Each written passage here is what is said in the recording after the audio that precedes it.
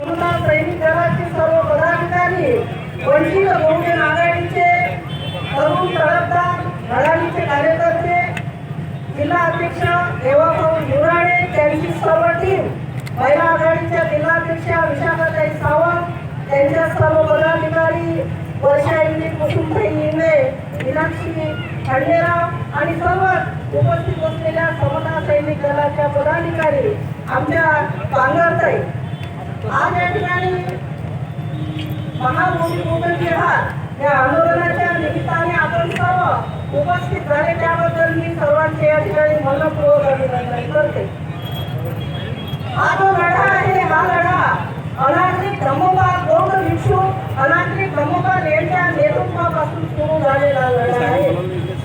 त्यानंतर सुरेश ससाई यांच्या नेतृत्वामध्ये हा लढा अनेक वर्ष या ठिकाणी करण्यात आलेला होता।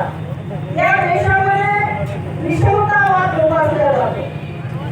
तथागत भगवान गौतम बुद्धाने आपल्याला जो धम्म दिला तो धम्म समानतेवर आधारित असा धम्म आहे आणि डॉक्टर बाबासाहेब आंबेडकरांनी सुद्धा संविधानाच्या माध्यमातून या देशातल्या तमाम लोकांना, जनतेला आणि विशेष म्हणजे महिलांना समान संधी दिलेली आहे।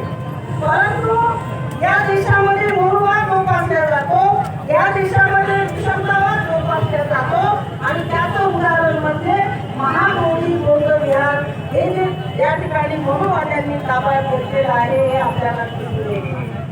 का असं होत आहे तर खरं तर डॉक्टर बाबासाहेब आंबेडकरांनी तुम्हाला आम्हाला सांगितलं होतं की जा आणि तुमच्या घरावर लिहून ठेवा की मला या देशाची शासनकर्ती जमात बनायचं आहे। परंतु बाबासाहेब आंबेडकरांनी सांगितल्याप्रमाणे आम्ही या देशाची शासनकर्ती जमात बनलो नाही।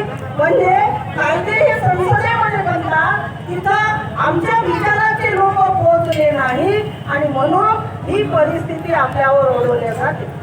कारण आपल्याला आंदोलन करावे लागतात। आजही हे संगणक युग आहे, तंत्रज्ञान युग आहे आणि ही जी भूमी आहे